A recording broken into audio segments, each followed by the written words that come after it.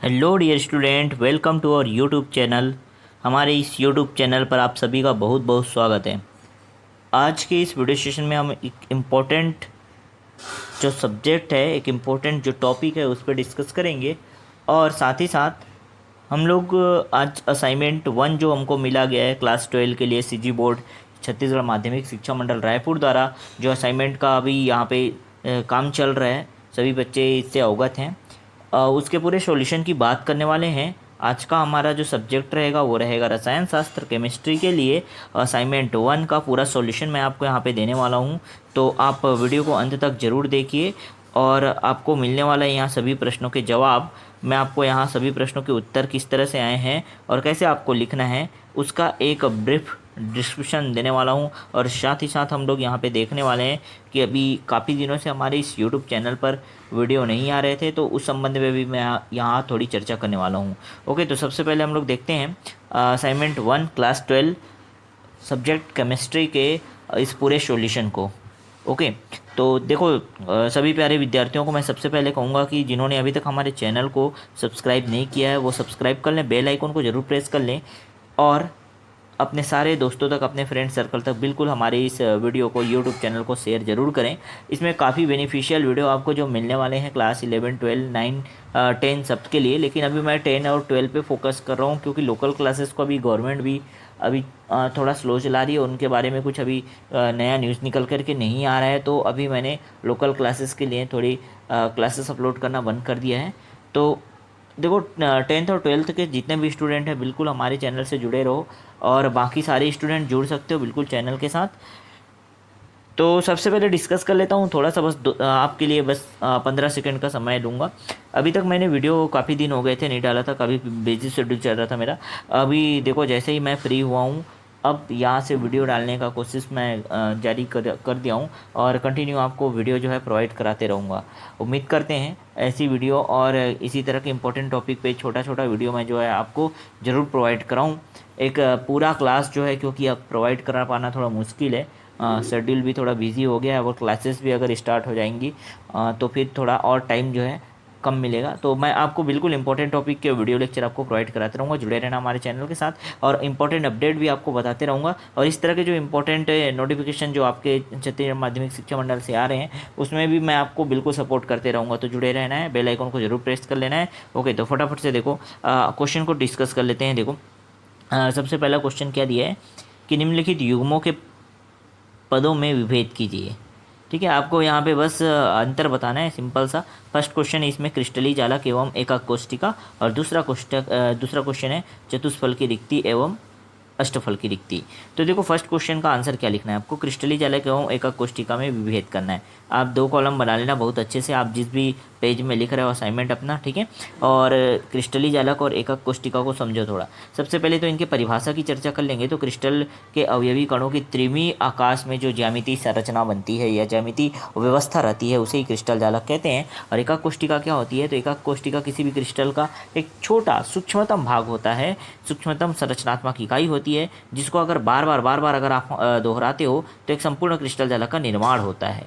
तो इसको एकाक कोष्टिका कहते हैं। तो सबसे पहला जो हम लोग का पॉइंट होगा वो है क्या, परिभाषा। दोनों का परिभाषा डिस्कस कर दिया, हम दोनों में अंतर बताना चाहते हैं तो सबसे पहले दोनों का परिभाषा देख लिए, क्लियर। अब बारी आती है सेकेंड अंतर की। सेकेंड में देखो क्रिस्टल जालक ठोस की एक संपूर्ण व्यवस्था है जो त्रिविमी आकाश में ठोस की ज्यामिति संरचना दर्शाता है। तो एक चीज़ हमेशा याद रखना, क्रिस्टल जालक जो है अपने आप में एक कंप्लीट होता है, कंप्लीट स्ट्रक्चर होता है ठोस का, ठीक। जबकि एकाक कोष्टिका क्या होता है, उसी क्रिस्टल जालक का भाग होता है, सूक्ष्मतम भाग होता है। तो ये पॉइंट समझ आया, अर्थात क्रिस्टल जालक का एक ऐसा अंग या भाग है कह सकते हैं हम लोग एकाक कोष्टिका को। तो क्लियर, पहला जो है यहाँ पे क्वेश्चन जो है वो सॉल्व हो गया। सेकंड देखते हैं चतुष्फल की रिक्ति एवं अष्टफल की रिक्ति में क्या अंतर है। तो चतुष्फल की रिक्ति में देखो सबसे पहला पॉइंट जो है, इस प्रकार की रिक्ति का निर्माण तब होता है जब 3 गोलों या अवयवी कणों के त्रिकोणीय तल पर चौथा गोला या कोई कण स्थित हो, क्लियर। तो सबसे पहले इसके परिभाषा की बात करेंगे हम लोग। तो इस प्रकार की रिक्ति का निर्माण तभी होगा जब क्या करते हैं, 3 गोले या 3 अवयवी कण हैं जिनसे क्या हुआ है, वो ठोस का निर्माण हुआ है, ठीक है, उसको मैंने गोलों से दर्शाया या अवयवी कण भी कह सकते हैं। उसके त्रिकोणीय तल पर कोई चौथा गोला रख दिया जाए, ठीक है। जैसे यहाँ पे एक डायग्राम बनाने का कोशिश करो, मैं ध्यान से देखोगे कुछ इस तरह से 3 ठो कण है, उसके ऊपर में एक ठो और गोला इस तरह से रख दिया, जैसे 3 बॉल नीचे रखे और एक बॉल उसके और ऊपर में रख दिए, तो यहाँ पे बीच में जो खाली जगह दिखाई देगा इसे ही चतुष्फल की रिक्ति कहते हैं। क्लियर। अगर हम बात करते हैं अष्टफल की रिक्ति की, तो अष्टफल की रिक्ति की परिभाषा देख लेते हैं। इस प्रकार की रिक्ति का निर्माण तब होता है जब 3 गोलों या कणों के त्रिकोणीय तल के ऊपर अन्य 3 गोलों कणों का त्रिकोणीय तल इस प्रकार हो कि उनके शीर्ष विपरीत हो। तो इसको अगर मैं इस तरह से समझाऊं तो ज़्यादा अच्छा रहेगा। देखो एक डायग्राम बनाने की कोशिश कर रहा हूं मैं इसको समझाने के लिए। तो आपको क्या करना है, 3 गोला लिए, उसका जो त्रिकोणीय तल है और दूसरा 3 गोला उसके ऊपर रख दिए। मान लो ये दूर दूर में मैं बना रहा हूँ, ये 3 गोला था, इसके ऊपर आपने क्या रख दिया, 3 और अन्य गोलों को रख दिया। लेकिन देखो आप त्रिकोणीय तल का जो शीर्ष है एक का ऊपर की ओर एक का नीचे की ओर आ रहा है, तो इनका जो त्रिकोणीय तल का जो शीर्ष है वो क्या होना चाहिए, विपरीत दिशा में होना चाहिए। क्लियर। तो फर्स्ट पॉइंट समझ आया सभी को, इसका परिभाषा ही बस लिखें भाई। अब देखते हैं चतुष्फल की रिक्ति के सेकंड अंतर के बारे में, सेकंड पॉइंट को देखते हैं। तो चतुष्फल की रिक्ति का जो समन्वय संख्या होता है वो कितना होता है, 4, जबकि अष्टफल की रिक्ति की समन्वय संख्या कितनी होती है, 6 होती है। यहाँ तक क्लियर हो गया। चलो सेकंड क्वेश्चन को डिस्कस करते हैं। प्रश्न क्रमांक 2 दिया हुआ है आपके असाइनमेंट पे कि यदि 22 ग्राम बेंजीन C6H6 में 122 ग्राम कार्बन टेट्राक्लोराइड घुली हो तो बेंजीन एवं कार्बन टेट्राक्लोराइड के द्रव्यमान प्रतिशत की गणना कीजिए। क्लियर। तो देखो ये द्रव्यमान प्रतिशत का टॉपिक मैंने पढ़ा भी रखा है, तो वीडियो में आप जाके देख सकते हो, हमारे यूट्यूब चैनल के पूरे वीडियो वाले लिस्ट में देखोगे तो आपको ये मिलेगा जरूर। ठीक है। तो देखो सबसे पहली बात जो हमको दिया है उसको यहाँ पे लिख लेते हैं। तो बेंजीन जो है, बेंजीन क्या है, यहाँ पे विलेय है। तो बेंजीन C6H6 का द्रव्यमान हमको दे दिया है 22 ग्राम। क्लियर। तो विलेय के लिए हम लोग B दर्शाते हैं और विलायक के लिए A दर्शाते हैं, इस बात को ध्यान रखना। तो मैंने WB लिख दिया, उसको क्यों लिखा क्लियर हुआ, WB मैंने लिखा, वो 22 ग्राम विलेय का था। अब अगर विलायक की बात करते हैं तो कार्बन टेट्राक्लोराइड क्या है, यहाँ विलायक है जो सॉल्वेंट है, और इसका जो द्रव्यमान है कितना दिया हुआ है, 122 ग्राम दिया हुआ है। तो इसको मैंने क्या लिख दिया, WA। वेट की बात करें, इसके द्रव्यमान की बात करें तो WA और WB लिखा मैंने। क्लियर। यहाँ तक सभी को समझ आ गया। अब इन दोनों को मिला दिया गया, तो कुल मिश्रण या विलयन जो बना है उसका द्रव्यमान कितना हो जाएगा, तो 22 + 122 कर दिया हम लोगों ने, 100 कितना हो गया, 44 हो गया। क्लियर। तो WA + WB दोनों का कुल मिलाकर द्रव्यमान कितना हो गया, 144 ग्राम हो गया। यहाँ तक बात समझ आया। अब हम क्या करेंगे, बेंजीन और कार्बन टेट्राक्लोराइड इन दोनों का सेपरेट अगर हम लोग वैल्यू निकालें तो बेंजीन का द्रव्यमान कितना होगा, तो बेंजीन का द्रव्यमान प्रतिशत, क्योंकि क्वेश्चन में बोला था द्रव्यमान प्रतिशत निकालने, तो द्रव्यमान प्रतिशत क्या करता है, इसका फॉर्मूला सिंपल सा समझो, जिसके बारे में पूछा जा रहा है उसको ऊपर रखो और कुल जितना जो भार दिया है उसको नीचे रख दो। तो बेंजीन का पूछा था तो बेंजीन का मैंने भार क्या रखा, ऊपर रखा, देखो WB रख दिया मैंने, और कुल जो टोटल भार था, टोटल द्रव्यमान था WA + WB, उसको नीचे रख दिया और गुणा कर दिया किसके, 100% के। वैल्यू पुट कर दिया यहाँ पे, देखो सिंपल सा वैल्यू बस पुट करना है, आपको सॉल्व करते जाना है। यहाँ पे जो सॉल्यूशन किया बहुत इजी मेथड में किया हूँ और हर एक पॉइंट आपको बताया हूँ, तो इस तरह से आपको आ जाएगा 15.28%। ये आंसर आ गया किसका, बेंजीन का द्रव्यमान प्रतिशत। अगर हम बात करें कार्बन टेट्राक्लोराइड CCl4 के द्रव्यमान प्रतिशत की, तो इसका सिंपल सा वही फॉर्मूला हो जाएगा क्या, जो भी कंपोनेंट जिसके बारे में पूछ रहा है उसको सबसे ऊपर डाल दो और नीचे जो है टोटल जो सॉल्यूशन है या विलियन है उसका द्रव्यमान डाल दो और इनटू क्या कर दो, क्या 100% के। तो आपको यहाँ पे फिर अगेन वैल्यू पुट करोगे, वैल्यू पुट करने के बाद आपका आंसर आ जाएगा। जब इसको फुली डिवाइड करोगे तो ये आ जाएगा 84.72%। इन दोनों को ऐड करने पर बिल्कुल हमारा अगर 100% आ रहा है तो आंसर करेक्ट है कह सकते हैं। बिल्कुल समझ आया सभी लोगों को। तो इतना सिंपल वे में, बहुत आसान तरीके से मैंने इसके सभी क्वेश्चन के आंसर को बनाया हुआ है। आप बिल्कुल अंत तक देखते रहिए और इसी तरह से एक बेसिक आइडिया मैंने दे दिया, आप बिल्कुल इसी तरह से आप जो है असाइनमेंट अपने शब्दों में अच्छे से बना करके बहुत साफ सुंदर हैंड राइटिंग में बिल्कुल लिख करके आप जो है सबमिट कीजिए, आपको बिल्कुल डेफिनेटली अच्छे मार्क्स मिलेंगे। क्लियर है। चलो नेक्स्ट देखते हैं, क्वेश्चन नंबर 3 को समझने की कोशिश करते हैं। यहाँ क्वेश्चन नंबर 3 क्या दिया है, विलयन को परिभाषित कीजिए, कितने प्रकार के विभिन्न विलयन संभव हैं और प्रत्येक प्रकार के विलयन के संबंध में एक उदाहरण देकर संक्षेप में लिखिए कह रहे हैं। ठीक है। तो चलो देखो विलयन क्या होता है, सबसे पहले इसके विलयन की परिभाषा दे दिया है, तो विलयन की परिभाषा को देख लेते हैं। विलयन क्या होगा, तो 2 या 2 से अधिक शुद्ध पदार्थों के समांगी मिश्रण को विलयन कहते हैं। 2 या 2 से अधिक शुद्ध पदार्थों के समांगी मिश्रण को क्या कहा जाएगा, विलयन कहा जाएगा। और विलयन का संगठन विलयन का जो संगठन है बिल्कुल वो कुछ सीमाओं तक उसको आप परिवर्तित कर सकते हो। उसके संगठन कह रहे हैं मतलब अगर उसमें विलय और विलायक के जो कंपोनेंट मिले हुए हैं उसको आप कुछ हद तक बदल सकते हो, कुछ हद तक परिवर्तित कर सकते हो। क्लियर है? तो कुछ सीमाओं तक इसको परिवर्तन किया जा सकता है। ये तो विलयन का एक सिंपल सा परिभाषा था कि यह शुद्ध दो या दो से अधिक शुद्ध पदार्थों के समांगी मिश्रण से बनता है। क्लियर? अभी देखिए हम लोग तो विलयन के लास्ट में देखा है यहाँ पे बोला गया है क्या कि कितने प्रकार के विभिन्न विलयन संभव हैं। तो प्रकार की बात की है इसलिए देखो विलयन मुख्यतः 3 प्रकार के होते हैं। मैंने यहाँ पे लिख दिया है। इनको हम भौतिक अवस्था के आधार पर अगर हम लोग बांटे तो 3 प्रकार के होते हैं। जैसे 3 भौतिक अवस्थाएं होती है, ठोस, द्रव और गैस। इसी प्रकार विलयन के भी 3 भौतिक अवस्थाएं होती है। और ये जो विलयन की जो अवस्थाएं दी हुई है वो केवल और केवल विलय और विलायक की प्रकृति या भौतिक अवस्थाओं पर निर्भर करता है। इन्हीं के आधार पर इसको बांटा गया है। और जो 3 मैंने मुख्य प्रकार बताया उसके पुनः 3 प्रकार हो जाते हैं। कुछ इस तरह से देखो, एक टेबल के रूप में मैंने बनाया। बिल्कुल आप बिल्कुल भी इसी तरह से बना सकते हो। यहाँ आपको कम शब्दों में बहुत सटीक आंसर ये बनाने का मैंने कोशिश किया है। ठीक है, तो मैंने लिख दिया सबसे पहले क्या, आप 4 कॉलम बना लेना, विलयन का प्रकार लिखना, फिर लिखना विलय की भौतिक अवस्था, फिर विलायक की भौतिक अवस्था और लास्ट में लिख दिया ना उदाहरण। हमारा पूरा कंप्लीट आंसर जैसा पूछा गया है पूरा कंप्लीट इसी एक टेबल जैसा बना लेना, टेबल फॉर्म में बना लेना, वही कंप्लीट हो जाएगा। बहुत सुंदर अच्छे से बनाना। क्लियर? तो देखो सबसे पहले विलयन का प्रकार जो है क्या है, सबसे पहला जो है गैसीय विलयन, गैसियस सॉल्यूशन जो है। सेकंड जो है क्या, द्रव विलयन, लिक्विड सॉल्यूशन। और लास्ट जो है वो है ठोस विलयन। ठीक है, ठोस अवस्था लिख दिया मैंने, वैसे वो ठोस विलयन है। ठीक है, तो इसको आप सुधार लेना थोड़ा, यहाँ पे ठोस अवस्था की जगह क्या लिख लेना, विलयन लिख लेना। क्लियर? चलो यहाँ तक बात क्लियर हुआ। चलो आगे देखें।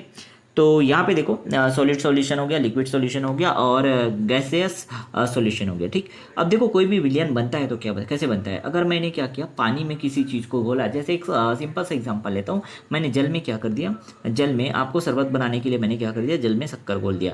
ठीक है, तो थोड़ा सा समझना, जल यहाँ क्या है, जल विलायक है, इसमें मैंने क्या कर दिया, शक्कर या चीनी को घोल दिया। ठीक है, अब ये शक्कर जैसे ही घोलना चाहा मैं, शक्कर किस अवस्था में रहता है, ठोस अवस्था में, जबकि जल किस अवस्था में रहता है, जल जो है द्रव अवस्था में रहता है। ठीक है, तो जब जल और शक्कर को हम लोग घोलते हैं या मिलाते हैं और विलयन बनाने की कोशिश करते हैं, मतलब शरबत बना रहा हूँ अगर मैं आप लोगों के लिए, तो वो जो है उसकी अवस्था कैसी होगी, भौतिक अवस्था होगी कैसी, द्रव।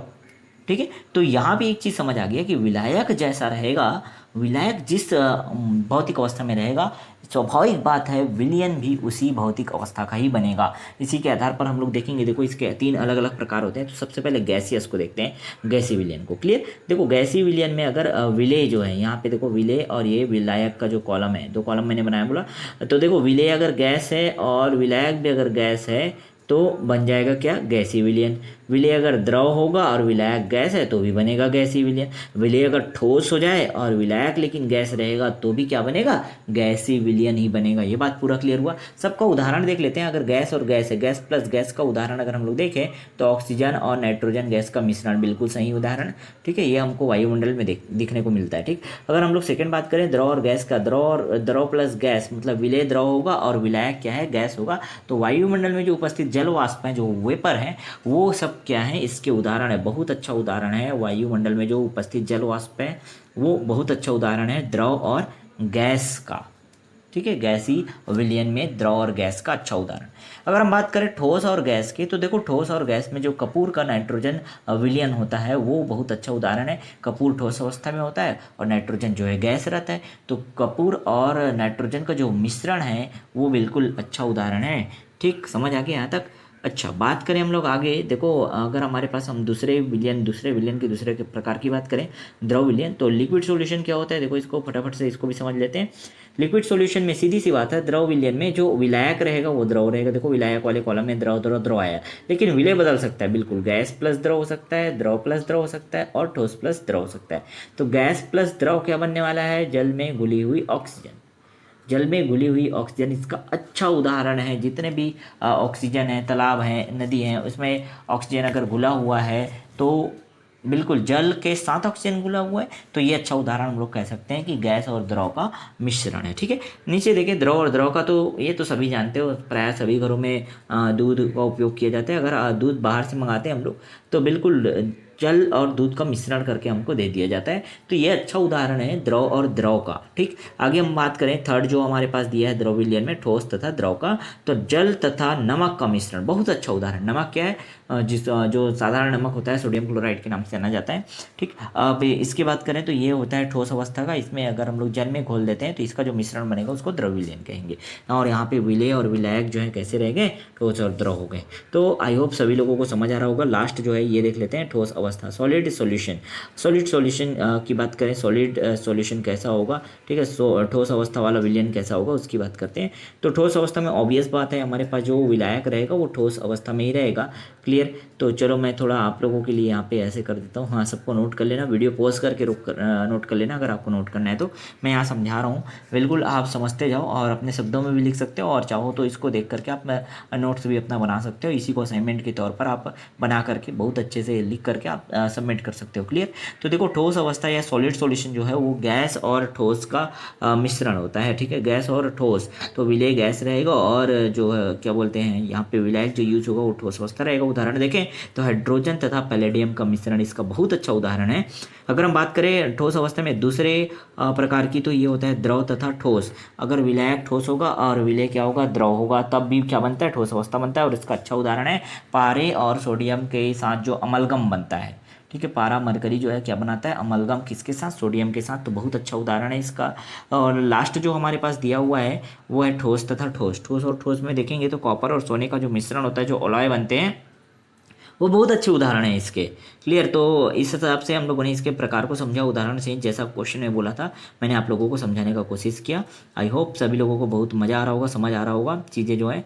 ठीक, बाकी सभी लोग असाइनमेंट बना लिए होंगे मुझे लगता है, क्योंकि वीडियो डालने में थोड़ा लेट हो जा रहा है मेरे से। अगली बार जो है, क्योंकि बिजी शेड्यूल चल रहा था इस वजह से मैं कोई भी वीडियो नहीं डाल पा रहा था। ठीक है, अब बिल्कुल आप लोगों के लिए एक टाइम जो है मैंने हमेशा हर एक टॉपिक के लिए टाइम जो है मैंने रखा हुआ है। तो आपको अपडेट मिलते रहेंगी। आप बेल आइकॉन को जरूर प्रेस कर लें और अपने सारे फ्रेंड्स तक, दोस्तों तक जरूर शेयर करें हमारी इस वीडियो को। देखो नेक्स्ट जो है क्वेश्चन नंबर 4, परिभाषित कीजिए। परिभाषित कीजिए में 2 क्वेश्चन पूछा है, विशिष्ट चालकता और मोलर चालकता। क्या ये जो है चैप्टर नंबर 3 का क्वेश्चन है। चैप्टर नंबर 3 तक का हमारे पास असाइनमेंट में क्वेश्चन दिया हुआ है। तो ये क्वेश्चन नंबर 4 जो है चैप्टर 3 का है। ठीक है, जहाँ विशिष्ट चालकता और मोलर चालकता की बात की है। तो देखो मैंने बहुत सिंपल शॉर्ट तरीके में बहुत अच्छे से जितना आपको लिखना है उतना ही मैंने लिख करके यहाँ पे बताया। क्लियर, तो विशिष्ट चालकता क्या होता है समझते हैं। तो किसी विद्युत अपघट्य या चालक के 1 घन सेंटीमीटर विलयन की चालकता को ही क्या कहते हैं, विशिष्ट चालकता कहते हैं। विशिष्ट चालकता जो है विशिष्ट प्रतिरोध का व्युत्क्रम होता है। ठीक है, विशिष्ट प्रतिरोध के व्युत्क्रम को ही विशिष्ट चालकता कहा जाता है। और इसके लिए स्पेशल संकेत जो यूज करते हैं वो होता है क्या, कापा। कापा, ठीक, के जैसे दिखता है। ठीक है, तो इसके लिए विशेष संकेत जो यूज करते हैं कापा। तो इस प्रकार इसका सूत्र बन जाएगा, विशिष्ट चालकता कापा इज इक्वल टू 1/रो। रो जिसको क्या बोलते हैं, विशिष्ट प्रतिरोध कहते हैं। यहाँ तक क्लियर हो गया, के इज इक्वल टू या कापा इज इक्वल टू 1/रो। ठीक, अगर हम इसके एसआई यूनिट की बात करें तो जो रो का एसआई यूनिट होता है, विशिष्ट प्रतिरोध का एसआई यूनिट होता है, उसका भी व्युत्क्रम। तो विशिष्ट प्रतिरोध का जो एसआई यूनिट होता है क्या होता है, ओम सेंटीमीटर। लेकिन उसका व्युत्क्रम करना है क्योंकि ये बटे में आ गया है ना, तो इसका व्युत्क्रम क्या हो जाएगा, मतलब के कापा का व्युत्क्रम जो हो जाएगा। तो इसका हम लोग देखें यूनिट के बारे में बात करें तो प्रति ओम प्रति सेंटीमीटर होगा इसका, प्रति ओम सेंटीमीटर, प्रति ओम प्रति सेंटीमीटर। ठीक है, यहाँ तक बात समझ आ गया। चलो आगे देखें। नेक्स्ट है मोलर चालकता। मोलर चालकता की बात करें तो मोलर चालकता जो है इसका भी परिभाषा ही बस लिखना है हम लोग को और कुछ नहीं। तो ज़्यादा हम लोग इसमें ज़्यादा शब्द तक आंसर नहीं बताएंगे, बस परिभाषित कीजिए बोला, परिभाषा बस यहाँ पे मैंने आप यहाँ इंक्लूड करके रखा है। ठीक है, तो देखो स्थिर ताप एवं निश्चित सांद्रण पर किसी विलयन की मोलर चालकता उस विलयन की चालकता होती है जिसमें पदार्थ का 1 मोल उपस्थित होता है। ध्यान रखना है, स्थिर ताप और सांद्रण, निश्चित सांद्रण पर किसी भी विलयन की मोलर चालकता उस विलयन की चालकता होती है जिसमें पदार्थ का 1 मोल उपस्थित होता है। अर्थात यह किसी पदार्थ के 1 ग्राम मोल को V घन सेंटीमीटर में विलय करने से उत्पन्न हुए सभी आयनों की चालकता होती है। क्लियर, इसको लेमडा एम से दर्शाते हैं, लेमडा एम।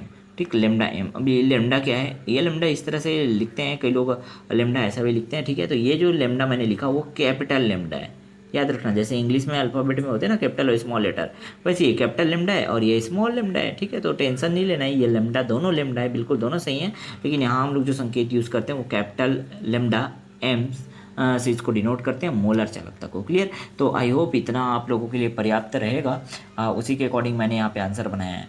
ठीक है, लास्ट क्वेश्चन देखते हैं, लास्ट क्वेश्चन को डिस्कस करते हैं, उसके बाद आपका ये जो असाइनमेंट का वर्क है वो पूरा ओवर हो जाएगा। तो कोलरास का नियम क्या है बोल रहे हैं, इसके दो अनुप्रयोग लिखे। तो कोलरास नियम के अनुसार देखो हम लोगों ने बताया, यहाँ पे देखो ये भी चैप्टर नंबर 3 का क्वेश्चन है। पहले तो कोलरास नियम क्या कहते हैं ये देख लेते हैं। तो अनंत तनुता पर विद्युत अपघटिका पूर्ण रूपेण आयनन हो जाता है। ये कोलरास नियम का मुख्य जो है कह सकते हैं उनका ये स्टेटमेंट है, ये कथन है, ठीक है, कि अनंत तनुता पर विद्युत अपघटिका पूर्ण रूपेण आयनन हो जाता है। विलयन की कुल मोलर चालकता में प्रत्येक आयन अपने हिस्से का योगदान करता है। यह योगदान उसकी प्रकृति पर निर्भर करता है, ना कि सह आयन की प्रकृति पर। इस बात को ध्यान रखना है, ठीक है। तो विलयन की कुल मोलर चालकता में प्रत्येक आयन अपने हिस्से का योगदान करता है। यह योगदान उसकी प्रकृति पर निर्भर करता है, ना कि सह आयन की प्रकृति पर। तो ये है क्या, कोलरास का नियम। उदाहरण के रूप में यहाँ पे दिया है, देखो NaCl को अपने आयनों में जब विभक्त होता है तो Na+ और Cl- देता है। कोलरास के नियम के अकॉर्डिंग अगर लिखें इसको तो मोलर चालकता, देखो मोलर चालकता lambda m for NaCl is equal to क्या हो जाएगा, लेमडा स्मॉल में लिखा क्योंकि आंशिक, देखो यहाँ पे लेमडा जो है कैपिटल है, छोटा बड़ा मान है, और यहाँ पे लेमडा स्मॉल लिख दिया मतलब छोटा मान है। मतलब Na+ और Cl- का छोटा छोटा मान जो है उसको हम लोगों ने इस तरह से दर्शाया, ठीक। तो ये हो जाता है क्या, मोलर चालकता का योग जो है। तो कुल मोलर चालकता किसका, उस पूरे जो सॉल्यूशन है यहाँ हमारे पास यौगिक दिया हुआ है NaCl, उसका पूरा मोलर चालकता बराबर होगा उसमें जो आयंस हैं उसके मोलर चालकता के योग की, ठीक है। तो ये पूरा समझ आया। कोलरास का नियम इस तरह से यूज़ किया, इस तरह से लिखा जाता है, क्लियर। अब इसका यूज़ देखना है, इसका एप्लीकेशन क्या होता है। तो एप्लीकेशन भी पूछा है क्वेश्चन में, चलो देख लेते हैं। दो एप्लीकेशन, वो भी बहुत सरल शब्दों में मैंने इसको लिखा है, बहुत ज़्यादा इसका डिटेल मैंने बताया नहीं है, यहाँ ज़रूरत भी नहीं है, ठीक है। अब मेरे अकॉर्डिंग ऐसा लगता है कि यहाँ आपको इतना लिखना सफिशिएंट रहेगा, क्लियर। चलो, तो आपको अगर पूरे मार्क्स चाहिए जो जितना लिमिट दिया हुआ है उसके अकॉर्डिंग, तो आपके लिए बिल्कुल परफेक्ट है।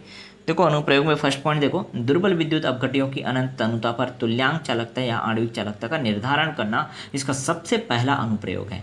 इस नियम की सहायता से किसी भी दुर्बल विद्युत अपघटियों की तुल्यांक चालकता और आणविक चालकता प्रबल विद्युत अपघटियों में धनायनों और ऋणायनों की चालकता के मानों का समायोजन कर ज्ञात किया जा सकता है, ठीक है। तो जो भी हमारे पास दुर्बल विद्युत अपघटियां हैं उनके अनंत तनुता पर तुल्यांक चालकता या आणविक चालकता का निर्धारण इस विधि द्वारा किया जा सकता है, कोलरास के नियम द्वारा किया जा सकता है, ठीक है। सेकंड जो इसका उपयोग है वो है वियोजन की मात्रा का निर्धारण। कितना मात्रा वियोजित हो रहा है, विद्युत अपघट्य की वह मात्रा जो वियोजित होती है उसे वियोजन की मात्रा कहते हैं। इसे अल्फा से प्रदर्शित करते हैं और इसका मान भी आप क्या है यहाँ से इस कोलरास के नियम से आप जो है ज्ञात कर सकते हैं, ठीक है। तो इस नियम की सहायता से वियोजन की मात्रा जो है, ये जो सूत्र मैंने लिखा है उसकी सहायता से आप जो है ज्ञात कर सकते हो, ठीक है। लेमडा सी एम भी बोल सकते हो इसको, अपॉन लेमडा नॉट एम, ठीक है। अब यहाँ पे ये क्या है, तो लेमडा CM की बात करें अगर तो विशेष सांद्रता, ठीक है। कॉन्सेंट्रेशन, सी क्या है, कॉन्सेंट्रेशन को दर्शा रहा है, तो विशेष सांद्रता पर मोलर चालकता कितना होगा ये बताएगा, और लेमडा नॉट एम जो है अनंत तनुता पर मोलर चालकता कितना होगा उसको बताएगा, क्लियर।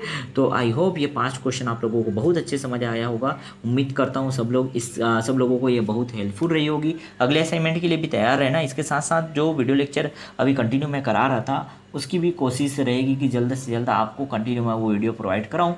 उम्मीद कर रहा हूँ आप लोग बिल्कुल हमारे चैनल को सपोर्ट कर रहे हैं, और सभी बच्चे सपोर्ट ज़रूर करते रहें, सपोर्ट ज़्यादा ज़रूरी है, ठीक है।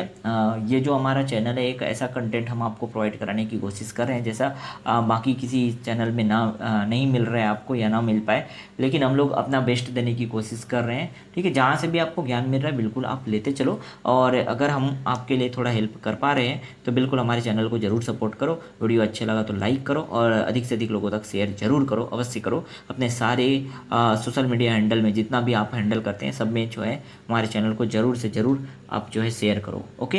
तो जल्दी से जल्दी सब्सक्राइब करो, फटाफट से सब्सक्राइब करो जितने लोगों ने अभी तक सब्सक्राइब नहीं किया, और जुड़े रहना हमारे चैनल के साथ। बेल आइकन को प्रेस कर लेना ताकि आपको अगला जो लेटेस्ट नोटिफिकेशन है जो वीडियो डालूंगा उसका मिल जाए, क्लियर। चलो ठीक है, मिलते हैं नेक्स्ट वीडियो में। और नेक्स्ट वीडियो में हम बात करने वाले हैं बिल्कुल आपके जो सेकंड इंपॉर्टेंट सब्जेक्ट है वो है क्या, फिजिक्स भौतिक शास्त्र के बारे में। उसका कंप्लीट सॉल्यूशन मैं आपको प्रोवाइड कराऊंगा, ठीक है। चलो ओके।